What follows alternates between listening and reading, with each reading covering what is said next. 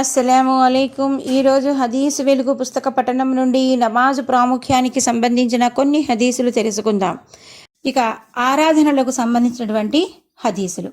నమాజు ప్రాముఖ్యం. దైవ ప్రవక్త సల్లల్లాహు అలైహి వసల్లం ఒకసారి మీలో ఎవరి గడప ముందైనా ఒక కాలువ ప్రవహిస్తూ ఉండి అతడు అందులో ప్రతిదినం 5 మార్లు స్నానం చేస్తూ ఉంటే అతని దేహం పైన ఏమైనా మలినం ఉండగలదా చెప్పండి అని ప్రశ్నించారు.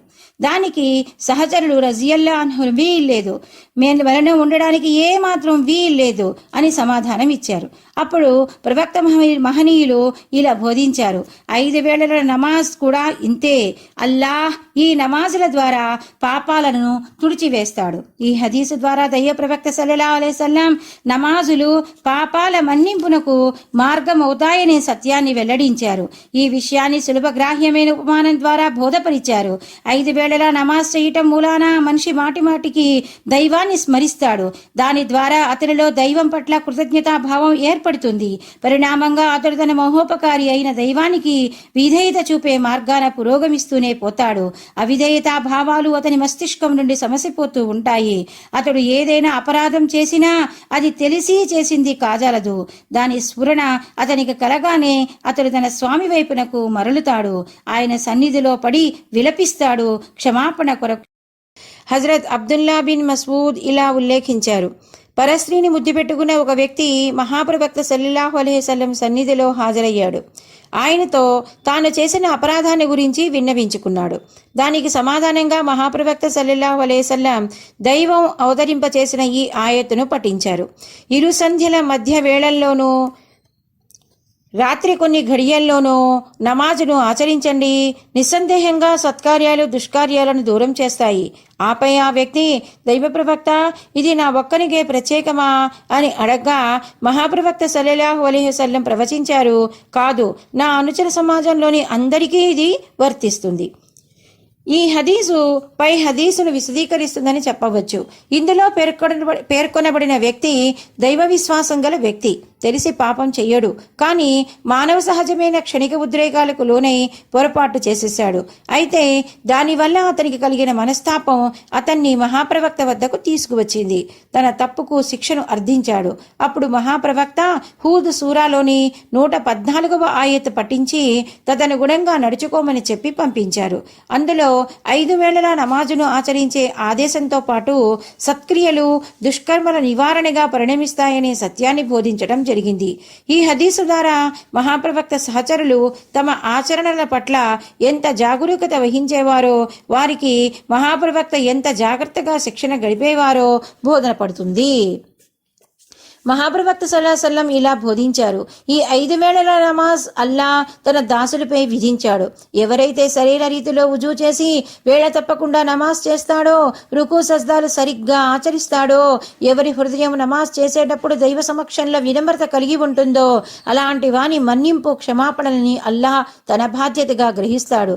కానీ ఎవరైతే ఇలా చెయ్యరో అలాంటి వారి పట్ల అల్లాహ్ చేసిన ఈ వాగ్దానం వర్తించదు. తాను తలిస్తే అల్లాహ్ అతన్ని మన్నించనువచ్చు, దండించనువచ్చు. వుజూ సరిగ్గా చేయటం అంటే మహనీయ ముహమ్మద్ సల్లల్లాహు అలైహి వసల్లం చేసినట్లుగా జాగ్రత్తగా చేయటం అని భావం. 5 వేళల నమాజ్ కాలం నిర్ణీతమైనదే. సకాలంలో మరువకుండా, కాలం మించిపోకుండా, తొందరపడకుండా నింపాదిగా చేయటం అని అర్థం. హృదయ వినమ్రతతో నమాజ్ చేయటం అంటే నమాజ్ చేసేటప్పుడు నేను దేవుని సమక్షంలో నిల్చున్నాననే ధ్యాసతో, భయభక్తులతో, ప్రాపంచిక కార్యకలాపాల వైపునకు మనసు మరలకుండా ఏకాగ్రతతో చెయ్యటం అని భావం.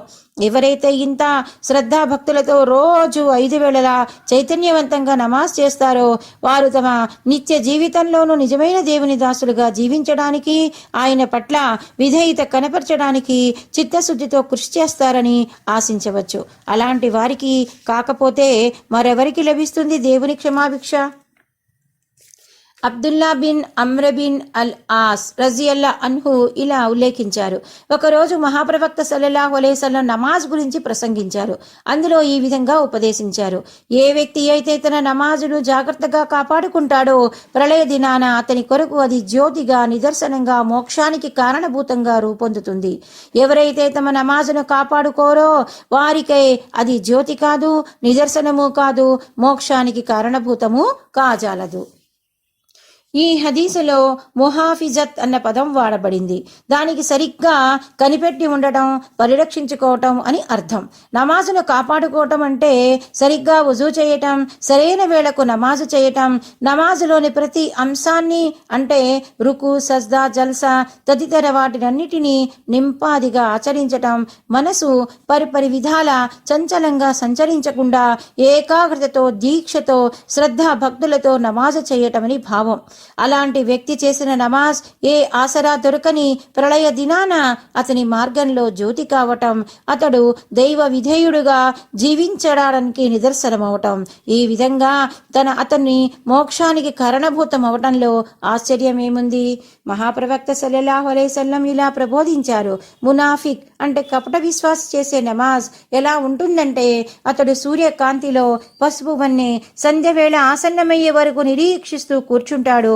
ఈ విధంగా శైతాను కాలం దగ్గర పడినప్పుడు అతడు లేచి గబగబా 4 రకాతుల నమాజ్ టకటకా జరిపి అయిందనిపించి లేస్తాడు. ఈ వ్యక్తి తన నమాజ్లో అల్లాహ్ను ఏమాత్రం స్మరించడు. ఈ హదీసు ద్వారా నిజమైన విశ్వాసి, కపట విశ్వాసి చేసే నమాజుల్లోని వ్యత్యాసం బోధపడుతుంది. కపట విశ్వాసి అంటే మునాఫిక్ నమాజు కాలంలో సకాలంలో చెయ్యడు, రుకు సజ్దాను సరిగ్గా ఆచరించడు, అతని మనస్సు కూడా దైవ ధ్యానంపై లగ్నమై ఉండదు. హదీసులో ప్రస్తావించబడిన నమాజ్ అస్ర నమాజ్ అంటే సంధ్యవేళ దగ్గర పడక మునుపు చేసే నమాజ్. శైతాను కాలం అంటే బహుదైవారాధకులను పూజలు జరుపుకునే సంధ్యా సమయం అని భావం. వాస్తవానికి 5 వేళల నమాజులో ప్రతి నమాజ్ కూడా ముఖ్యమైనదే. కానీ ఫజర్ మరియు అసర్ వేళల నమాజు మహాత్పూర్వకమైనవి. అస్ర కాలం సామాన్యంగా ఏమరపాటుకు గురయ్యే కాలం. సాధారణంగా ప్రజలు తమ కార్యకలాపాలన్నీ, వ్యాపార వ్యవహారాలని చీకటి పడక మునిపే ముగించుకుని పోవడానికి పనుల్లో తలమునకలై ఉంటారు.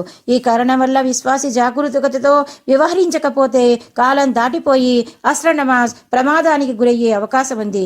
ఈ కాలాన్ని అలక్ష్యపరచడం కపట విశ్వాసానికి తార్కాణమని ఈ హదీసు ద్వారా తెలుస్తుంది. అలాగే ఫజ్ర్ నమాజ్ కూడా ముఖ్యమైనది. రాత్రి చివరి భాగంలో సూర్యోదయం కంటే ముందు గాఢ నిద్రవేళ మనిషి ఆంతర్యంలో నిజ విశ్వాసం లేకపోతే అతడు తన సుఖ నిద్రను వదిలి దైవ ధ్యానం కొరకు లేవలేడు.